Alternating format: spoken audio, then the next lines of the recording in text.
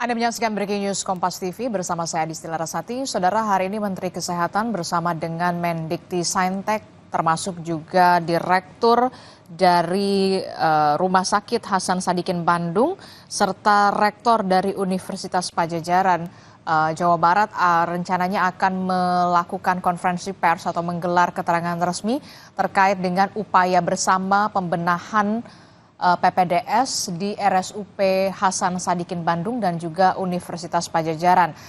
Keterangan atau konferensi pers ini menyusul adanya sejumlah kasus yang melibatkan pekerja medis terkait dengan kasus asusila, saudara.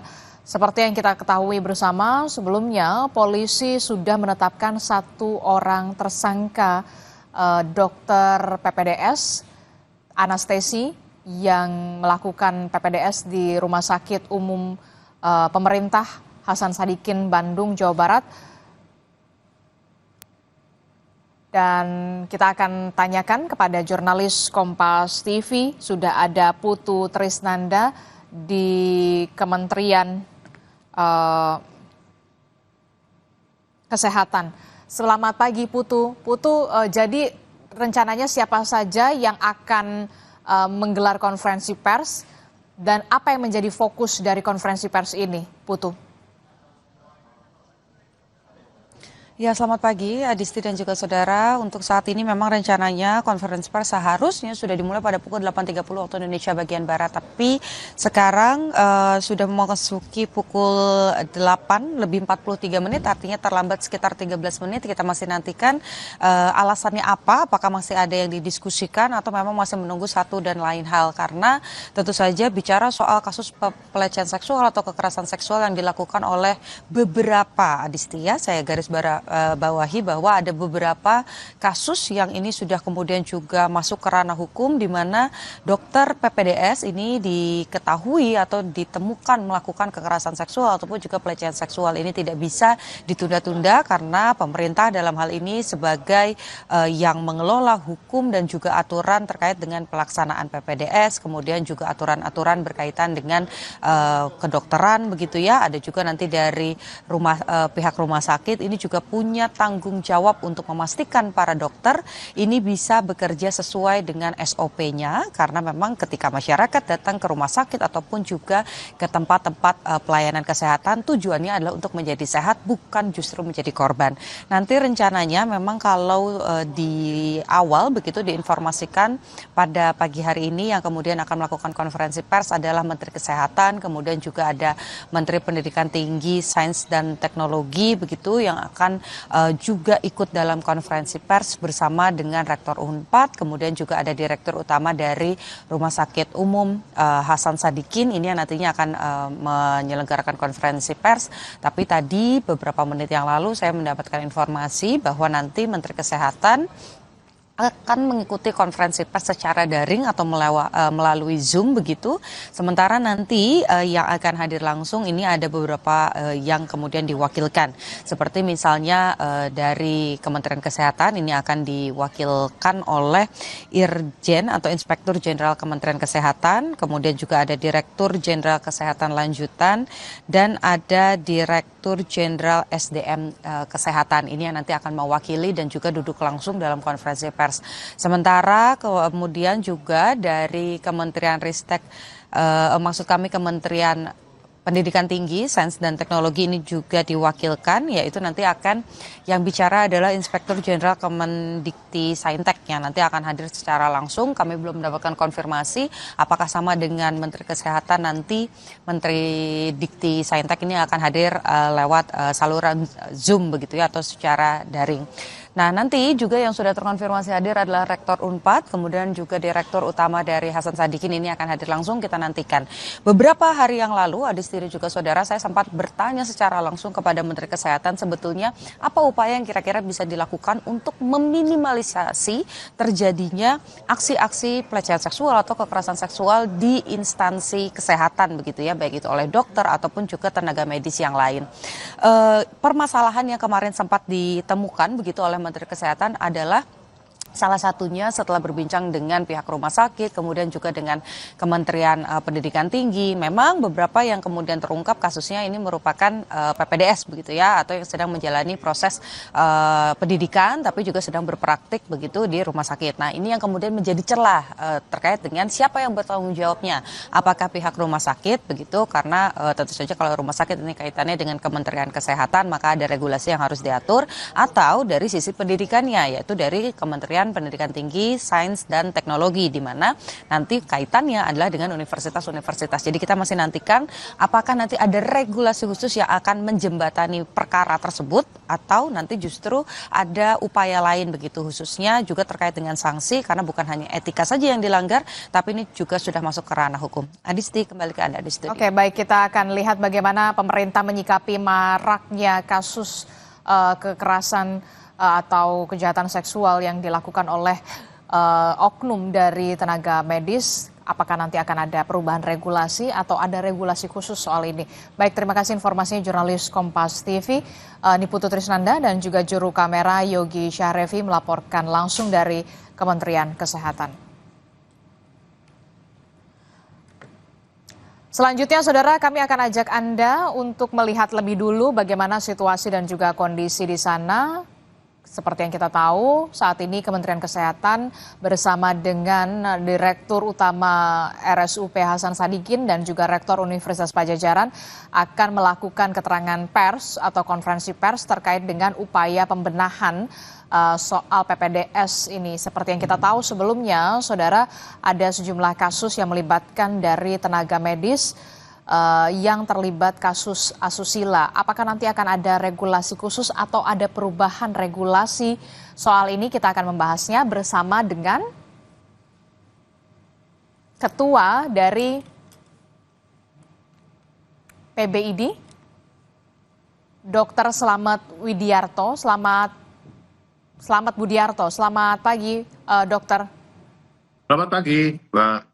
Ya, Dok, ini kan kalau kita lihat ya, hari ini Kementerian Kesehatan melakukan konferensi pers terkait dengan upaya pembenahan soal dokter PPDS yang kemudian kita tahu sudah hadir, nanti akan ada Direktur Utama dari RSUP Hasan Sadikin, termasuk juga ada juga dari Rektor Padjadjaran. Bagaimana kemudian Anda sebagai PBID untuk merespon hal ini?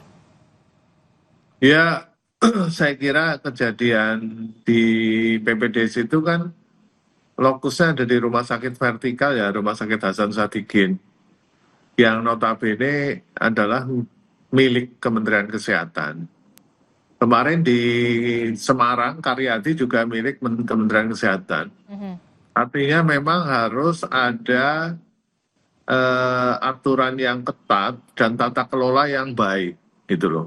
Karena menurut pandangan ID apa yang dilakukan oleh dokter residen tersebut itu melanggar semuanya, melanggar etika dan lain-lain, dan pengawasan rumah sakit itu sangat longgar. Sesuai Undang-Undang Nomor 17 Tahun 2023, semua kerugian yang diakibatkan oleh kelalaian SDM yang ada di rumah sakit adalah tanggung jawab rumah sakit. Oke. Jadi dalam hal ini adalah rumah sakit. Dan kami selalu mengingatkan bahwa residen jangan lebih dari 50 jam per minggu. Karena di atas Faktanya, 50, kenyataannya di lapangan? Faktanya Kementerian Kesehatan itu menetapkan 80 jam. Padahal hitungan kami ini adalah maksimal 50 jam. Kita ngikut pada aturan di Eropa. Sehingga angka kecelakaan medis maupun angka kriminalitas, bullying itu sangat kecil sekali. Oke, menurut Anda apa yang perlu dievaluasi dengan maraknya kasus yang kita lihat tentu mencoreng betul dunia kesehatan dengan adanya kasus asusila yang melibatkan dari tenaga medis ini, khususnya dari kedokteran soal PPDS ini. Apakah nanti kalau dicabut dampaknya seperti apa, atau kemudian harus ada regulasi khusus atau ada perubahan regulasi menurut Anda, Dok? Yang utama adalah regulasi jam kerja. Itu Jam sangat kerja itu yang paling utama. Ya, utama jam kerja. Tidak boleh residen lama-lama di rumah sakit, itu sangat berbahaya. Dia harus ketemu keluarga, ketemu anak, istri. sehingga dia akan mengurangi dampak psikologis untuk berbuat yang tidak baik. Yang kedua, tata kelola rumah sakit, khususnya rumah sakit vertikal harus diperbaiki. Ini kan rumah sakit yang langsung di bawah Kementerian Kesehatan, rumah sakit tipe A, kemudian kalau nggak salah terakreditasi internasional. Nah, ini harusnya tidak terjadi karena ada SOP-SOP pengawasan yang sangat ketat. Kenapa ini bisa terjadi? Yang saya takut ke depannya ini juga akan muncul lagi nih di rumah sakit vertikal lain. Nah, ini kan jangan sampai masyarakat ada image bahwa rumah sakit tersebut tidak aman bagi masyarakat. Kemudian yang lain-lain adalah insentif presiden juga harus dibayarkan. Terus utamanya adalah pengawasan, Mbak, sama jam kerja tadi. Oke, jadi menurut Anda kalau dari PBID sendiri jam kerja ini harus sesuai begitu, tidak boleh lebih dari 50 jam bahkan ya dalam sepekan ya, Dok? Betul. Termasuk Karena soal kalau pengawasan. Menurut Anda sejauh ini pengawasan dari rumah sakit ini seperti apa? Apakah ini bisa dikatakan kebobolan atau seperti apa? Ini kan rumah sakit yang tadi Anda sebutkan, rumah sakit tipe A begitu, kategori ya A. kalau kejadian sekali oke lah kebobolan. Ini kan 2-3 kali ya. Artinya tata kelola rumah sakit tersebut perlu diperbaiki very urgent. Oke, jadi harus ada pembenahan segera, utamanya soal pengawasan rumah sakit. Ya, tata kelola menurut saya ini termasuk tata kelola. Karena ini berbahaya juga kalau SDM lain juga melakukan hal yang sama. Tidak hanya dokter, perawat, dan lain-lainnya. Nah, ini sistemnya bagaimana di rumah sakit tersebut. Setahu saya di rumah sakit, pengalaman saya di rumah sakit, itu sangat ketat sekali. Ada SOP, kapan ngambil obat, kapan meriksa pasien, didampingi oleh siapa, itu sangat ketat sekali. Nah, ini kok begitu longgarnya kan begitu. Oke, jadi harus ada perbaikan tata kelola, termasuk semuanya harus dibenahi, tidak hanya Rumah Sakit Hasan Sadikin, tapi harus seluruh rumah sakit yang ada di Indonesia. Jangan sampai kemudian, apalagi paling untuk yang rumah sakit yang diperuntukkan juga untuk PPDS. Ya, rumah sakit vertikal itu sebagian besar, hampir semuanya menjadi rumah sakit pendidikan. Ini yang urgen. Kalau bisa itu tata kelola yang baik jadi role model bagi rumah sakit lain. Dan kami berharap ini kan kasus person, jangan sampai pendidikannya juga di stop di situ. Akhirnya akan merugikan semuanya. Jadi saya dengar itu pendidikannya di stop, itu menurut saya tidak bijak. Oke, jadi Anda tidak setuju kalau memang PPDS ini yang itu di stop sementara? Tidak, ini masalahnya kan tata kelola rumah sakit. Oke, baik. Berarti kalau misalkan ada pengawasan begitu, lemahnya pengawasan, sanksinya harusnya seperti apa sebenarnya ketika memang ada pengawasan yang lengah di sana, tidak terlalu ketat begitu? Ini kan perbuatan kriminal, sanksinya jelas hukum lah. Hukum sesuai dengan peraturan perundangan yang berlaku. Dan harusnya rumah sakit bisa melakukan mitigasi setiap SDM. Kalau rumah sakit nggak bisa mitigasi ya dipertanyakan tata kelolanya, gitu loh. Kalau kejadian hanya sekali ya oke lah itu kebobolan. Kalau sampai 2-3 kali nggak tahu yang lainnya, barangkali ada nah ini rumah sakit tipe A dengan akreditasi internasional milik Kementerian Kesehatan. Direkturnya juga ditentukan oleh Menteri Kesehatan. Jadi ya ini harus jadi percontohan, Mbak. Oke, nanti kita akan bahas lagi soal ini, dokter, apalah yang harus dibenahi segera, termasuk juga soal pengawasan dan juga sanksinya begitu ya. Walaupun kita tahu ini sudah masuk ke ranah hukum begitu ya, ke kepolisian soal kasus ini. Tapi nanti kita akan jeda dulu sejenak. Tetaplah bersama kami di Breaking News Kompas TV. Kami akan segera kembali.